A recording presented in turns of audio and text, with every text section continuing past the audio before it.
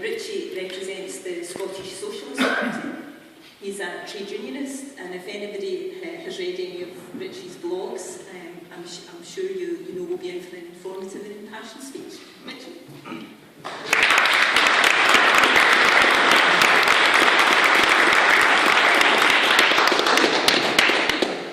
Thanks very much, and Marie is my agent through my blog career.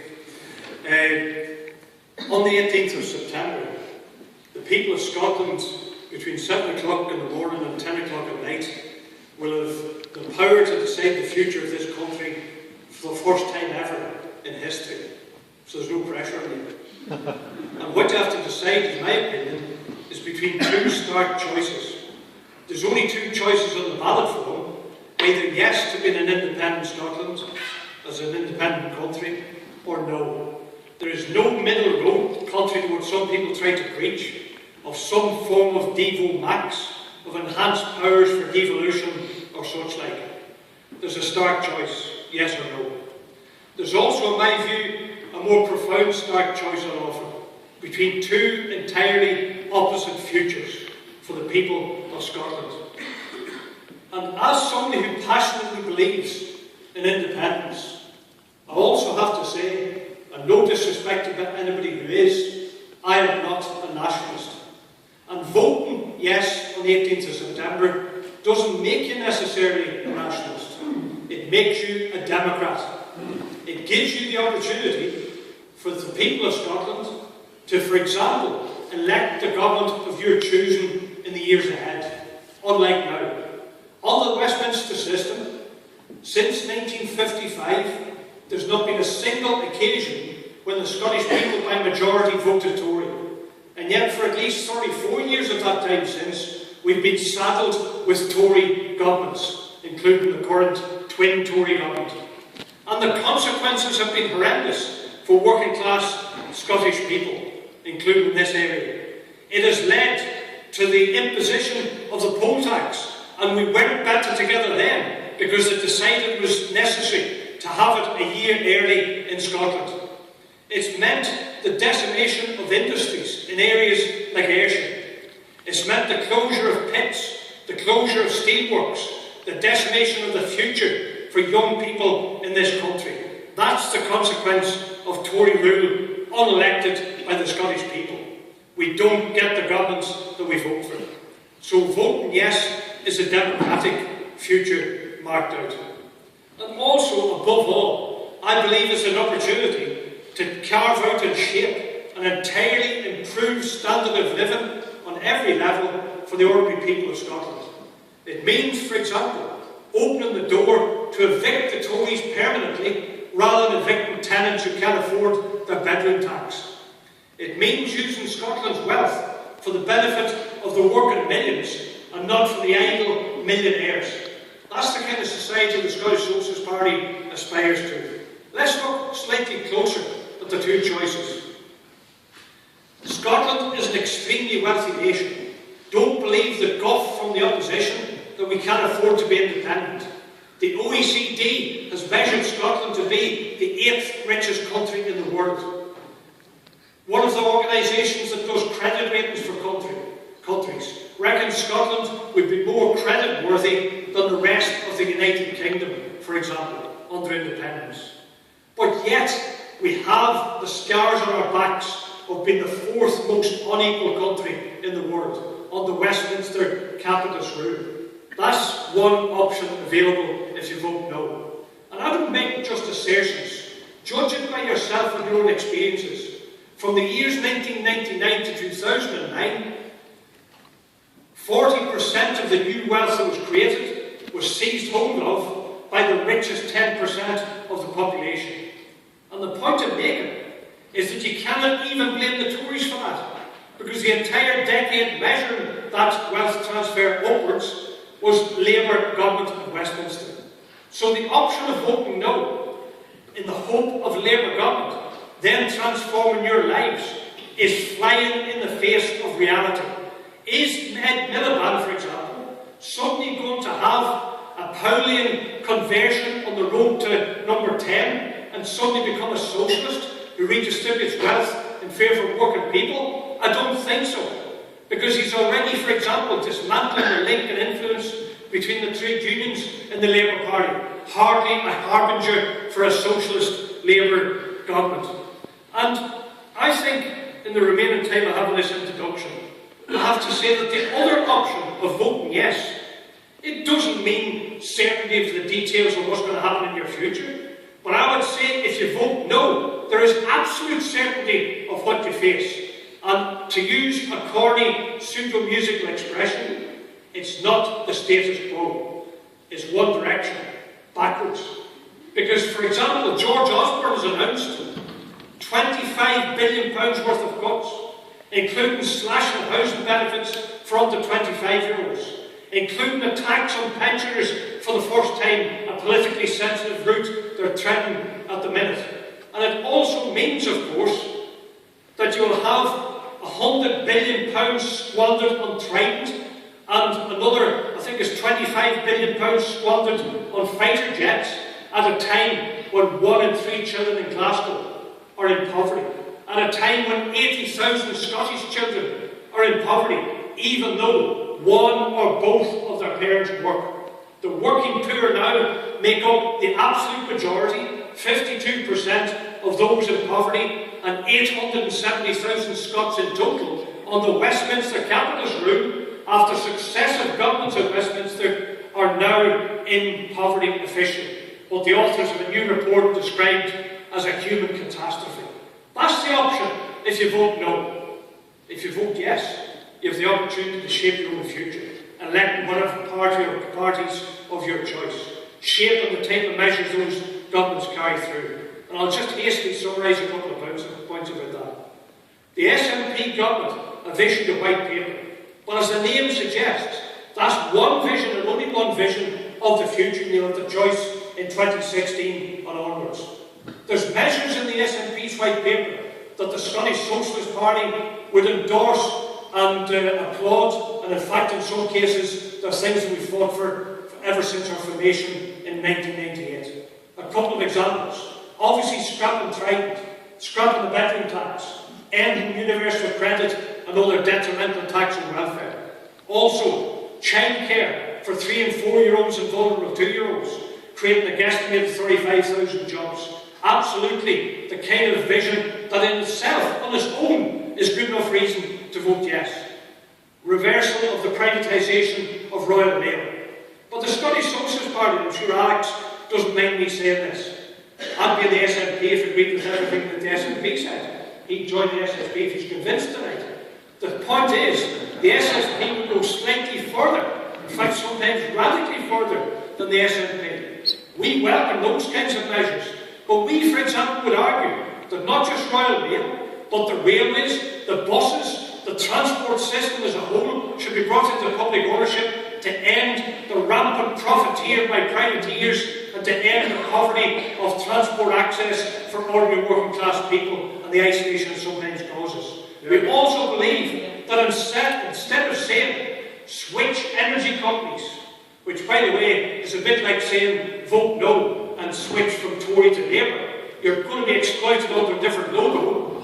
But the point I would make is that we believe instead of privatised profits at your expense, £8 billion for 6 big companies last year, so that people literally shiver to death in the case of 37,000 pensioners last winter. Instead of that, we should have public ownership of energy to distribute and use that for the benefit of the population and not for profit. We believe in scrapping all the anti-union laws so that people like myself can properly function without harassment or intimidation, for trade to represent members, and that you should have the right to join a union day one of employment with full opportunity to function as a trade union. We welcome the fact the white paper says we will embrace the trade unions. That's a step in the right direction. But I believe, for example, that we should have measures, even maybe written into the Constitution, like the right to membership of a union, the right to strike, the right to organise and defend yourself. And also we believe that wealth could be redistributed radically in favour of working people and their families under an independent Scotland.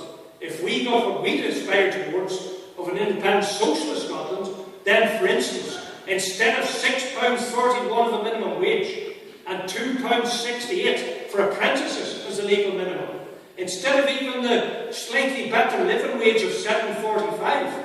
Instead of that, the SSP would advocate a Scotland with a future where your minimum wage is based, for instance, it's just one example, on 2/3 the average male wage in this country, to help to close the gender gap and help to close the poverty gap and help to close the scissors of inequality that's open wider and wider by, for example, at £9 an hour minimum wage, 2/3 the male median wage at this stage in this country.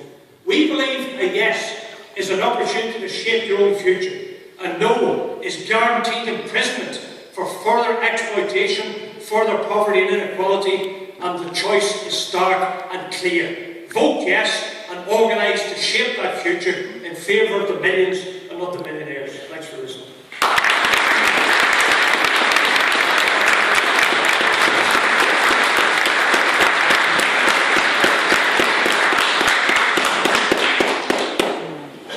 Thank you, Richie. At this point, I mentioned earlier about the diversity of the panel.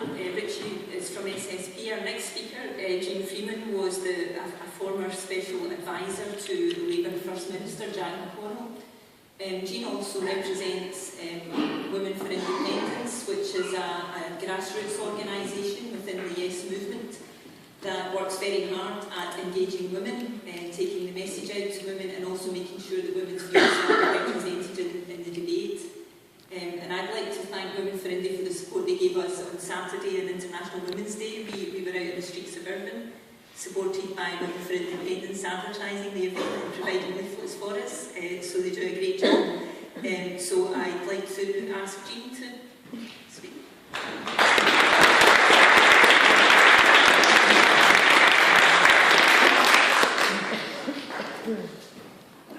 Thanks very much, and can I thank you for the invitation and the opportunity to be here. I want to talk about a couple of things tonight, and I want to start by explaining why, from the background that I have and the kind of jobs that I've had, which wouldn't naturally take people to assume that I would support independence, why I do now passionately support independence and have done for a wee while. I was born not that very far from here in Ayr, the daughter of an aircraft fitter at Prestwick and a nurse.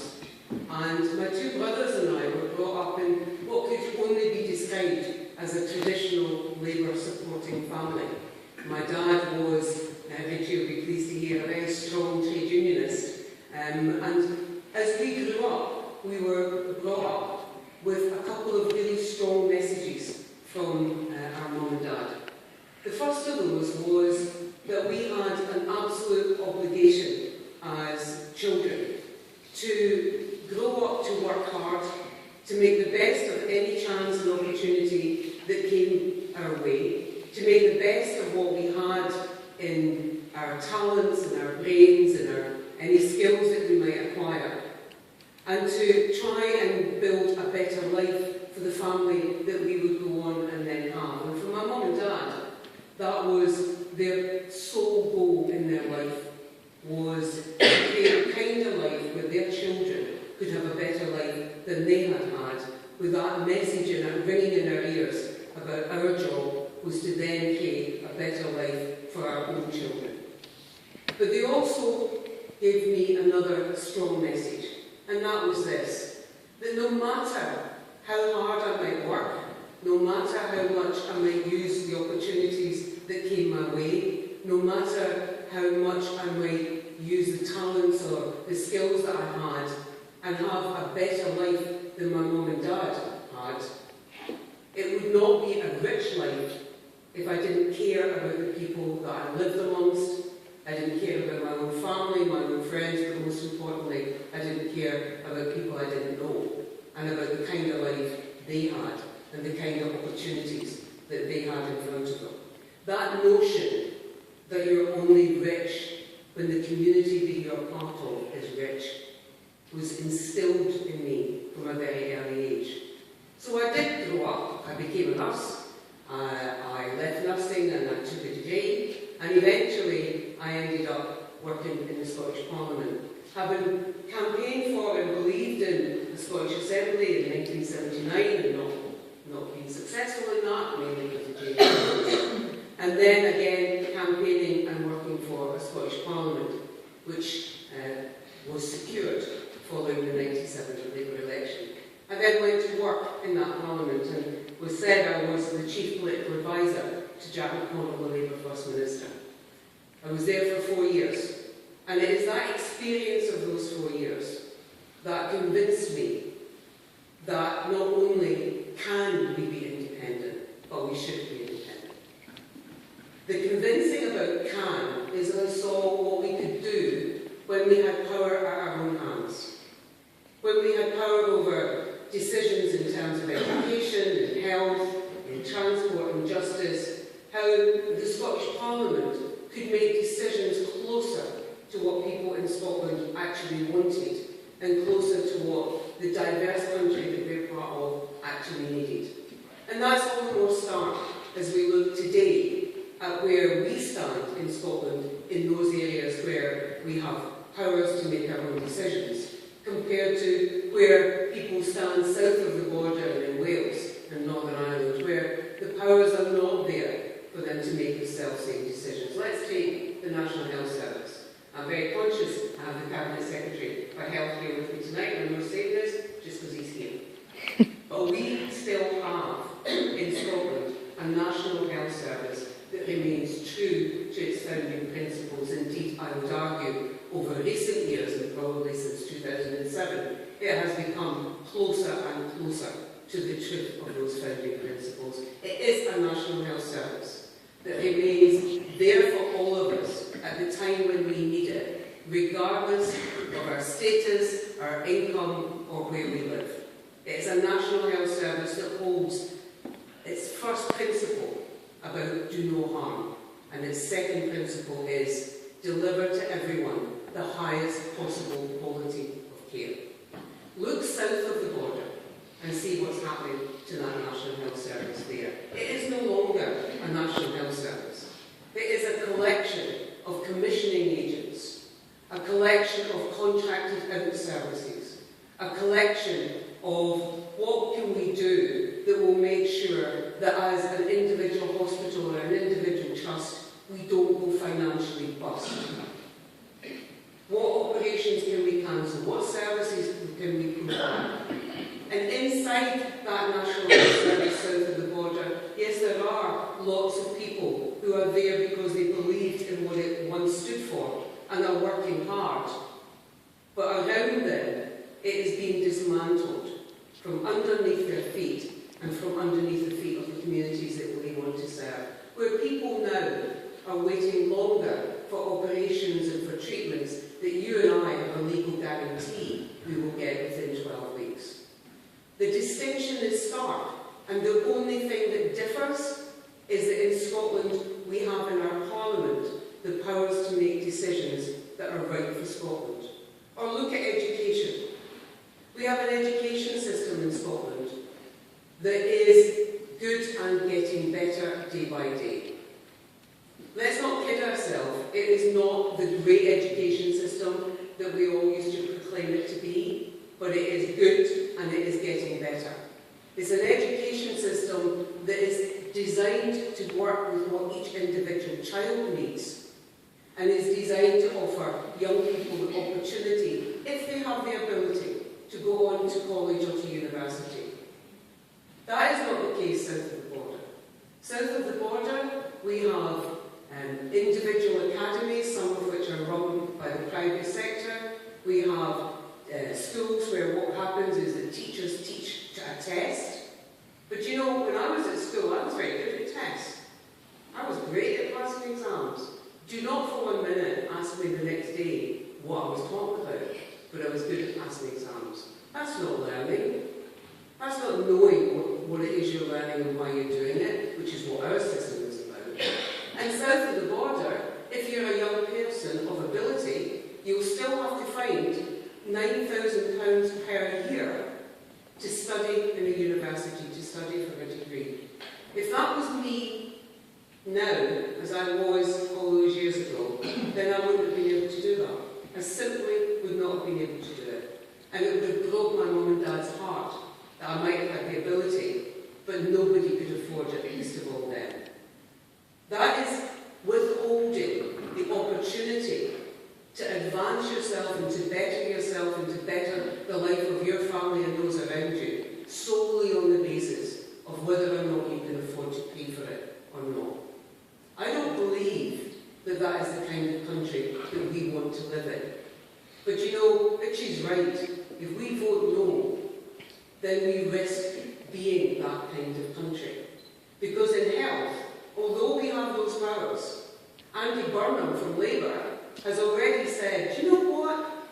I don't think it's a good idea that you can have a different kind of health system in Scotland from what we have down south here in England. I think we should just get rid of that idea and we should all just have the same. Really? Because the same will not just be what Osborne and Cameron and Clegg want to give us. So does Miliband. Right? So does Andy Burnham. It breaks my heart, my dad and my brother and he's brave, but they are the same. They offer us exactly the same.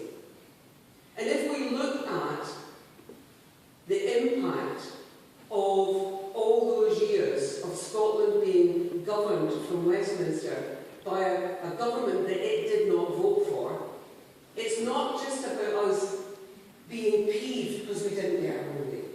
It matters. Let's take one example. We can have the best education system that you could possibly devise. We could have the most enthusiastic teachers, the best curriculum, the best school buildings, the most resourced classrooms. But if the child goes to school hungry, then that child will not be able to do the best that they can. If that child goes to school upset and worried, because mum and dad are upset and worried, because granny's got 2 bedrooms, and dear God, she shouldn't have 2, she only have 1, and what's going to happen there, how's she going to afford a house, and where could she go? That child will not be able to make the most of what is available to them in school. So what happens when we have a government at a UK level with power over our lives that we did not elect and we did not want? When they exercise those powers, it impacts directly on our lives. So people say to me, why aren't you happy? You've got education, you've got health, you've got justice, you've got transport, you've got all the things that really matter. That's the answer. No, we haven't. We haven't got powers over our economic policy. We haven't got powers over our taxation policy. We haven't got powers over our welfare policy. And all of those diminish what it is possible for us to do in education and health, justice, transport, or anything else. It matters. And it's wrong. Because for 40 years I've been able to vote in a UK general election. And only 3 times, as Richie said, was there a government elected that the majority of people in Scotland voted for. And I have to say, at least twice that was a big disappointment. That's not democratic, it's not right, and yet it affects the lives of every single one of them. So there is a democratic argument for independence.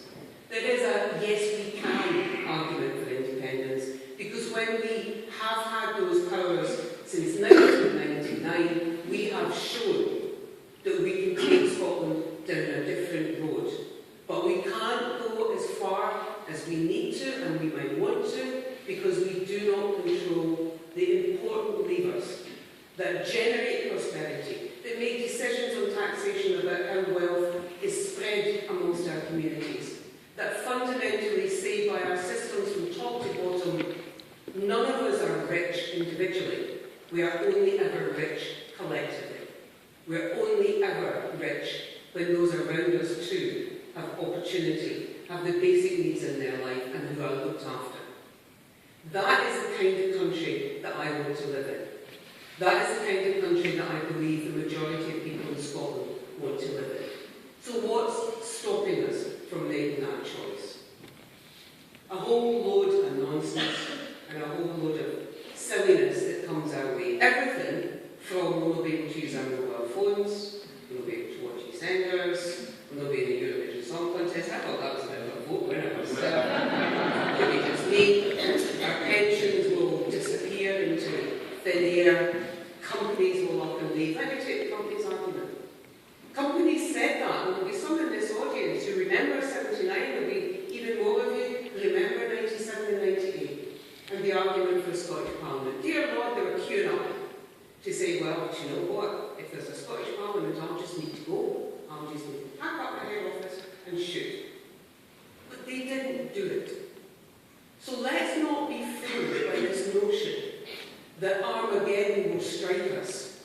The skies will fall, the walls will collapse, and we'll all be miserable under independence. No, we won't. I tell you what, we will be damn miserable if we vote no.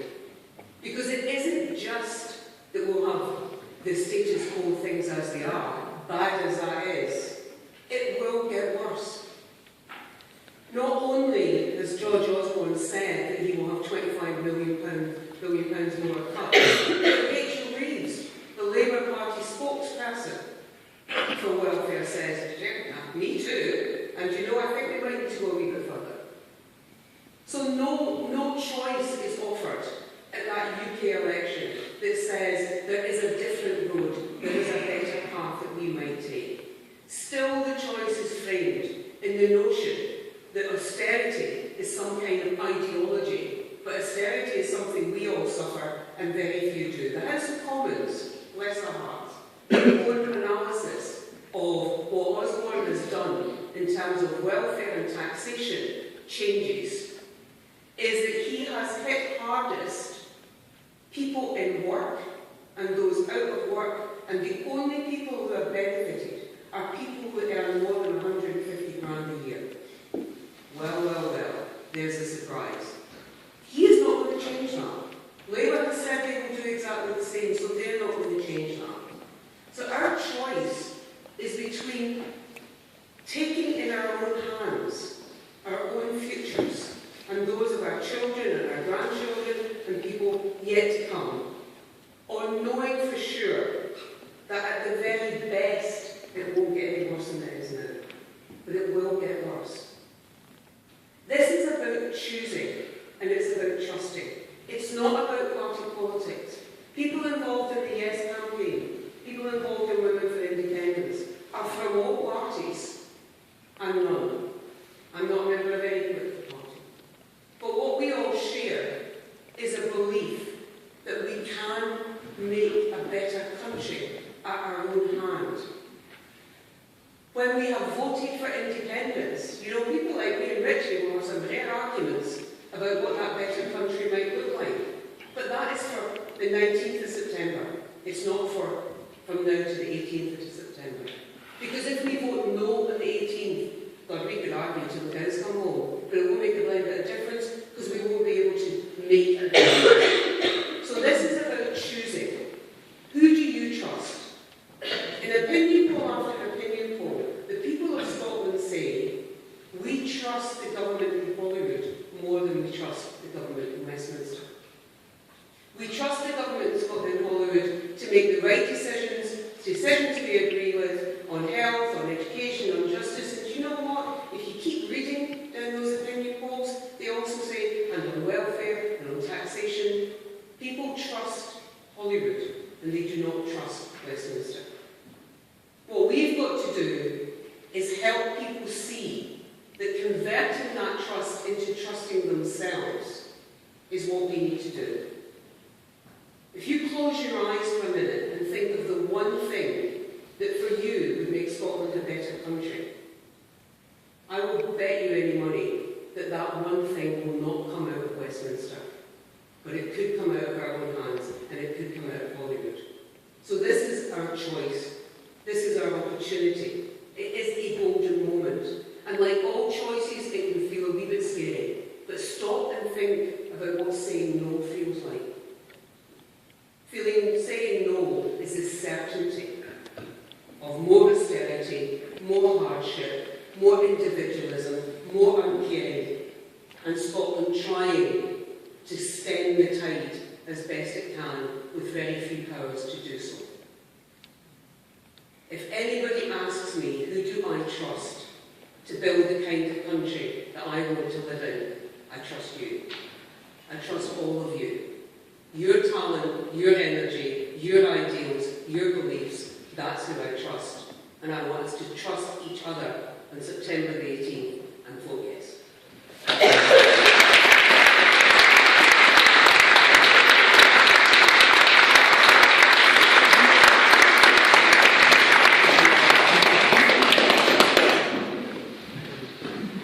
Didn't realise Jeanne was from here. I believe our last speaker is from here as well, Alex.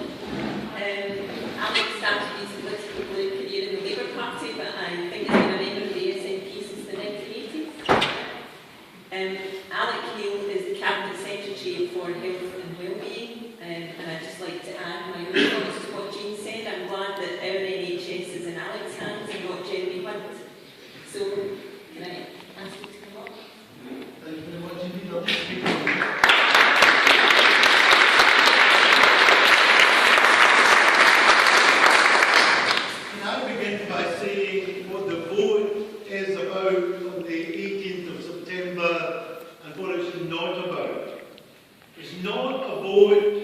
the SNP.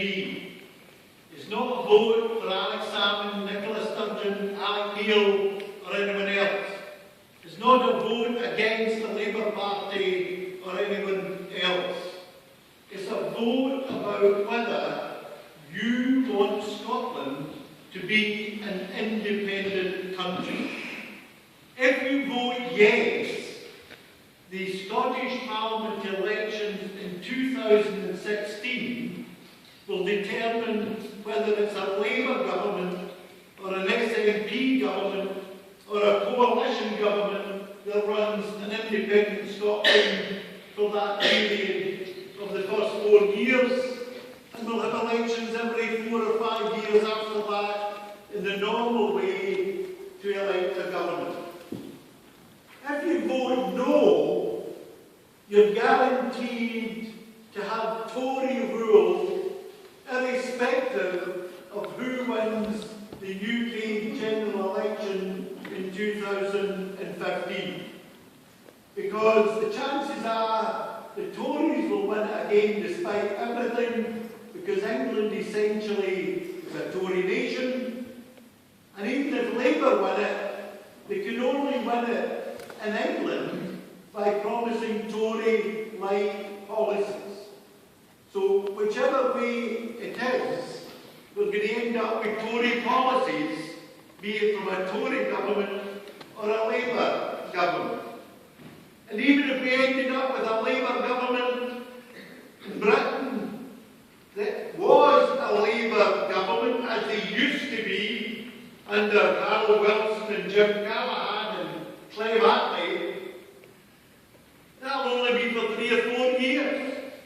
Then the Tories will be back in and they'll do all the good agenda